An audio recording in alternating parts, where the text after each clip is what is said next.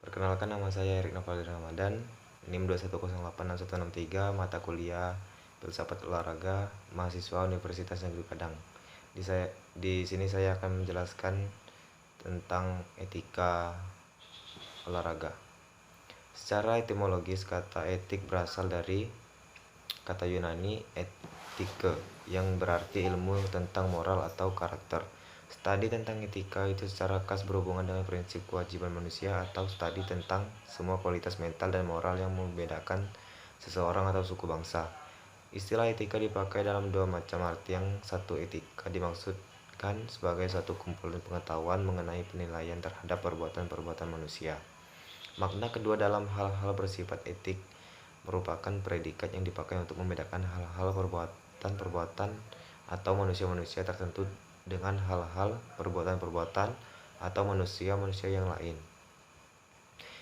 Istilah etika tidak terlepas dari kata moral karena berkaitan erat. Etika yang berasal dari kata etike yang berarti ilmu tentang moral adalah sebuah studi analitik, studi ilmiah tentang landasan teoritis tindakan moral. Moral berasal dari kata Latin mos dan dimaksudkan sebagai adat istiadat atau tata krama, termasuk ke dalam komponen perasaan. Moral adalah kesadaran hati nurani, self-esteem atau hormat diri, empati, kecintaan terhadap yang baik, pengendalian diri, dan di bawah ketindakan moral adalah kompetensi, kemauan, dan kebiasaan. Istilah etika dan moral secara etimologis, kata etik berasal dari kata Yunani etike yang berarti ilmu tentang moral atau karakter. Studi tentang etika itu secara khas sehubungan dengan prinsip kewajiban manusia atau studi tentang semua kualitas mental dan moral yang membedakan seseorang atau suku bangsa. Moral berasal dari kata Latin mos yang dimaksudkan sebagai adat istiadat atau tata krama. Etika tidak mempunyai pretensi untuk secara langsung dapat membuat manusia menjadi lebih baik. Etika adalah pemikiran sistematis tentang moralitas, di mana yang dihasilkannya secara langsung bukan kebaikan, melainkan suatu pengertian yang lebih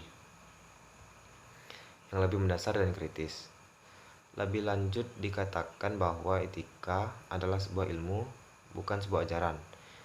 Jadi etika dan ajaran-ajaran moral tidak berada di tingkat yang sama. Untuk memahami etika, maka kita harus memahami moral.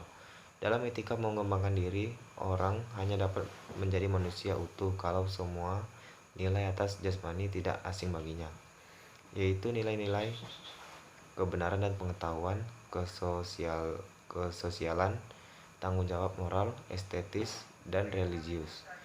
Sesuatu usaha sangat berharga untuk menyusun nilai-nilai dan menjelaskan makna bagi manusia dilakukan oleh Max Scheler, dikemukakan sebagai berikut: mengembangkan diri dan melepaskan diri dan menerima diri.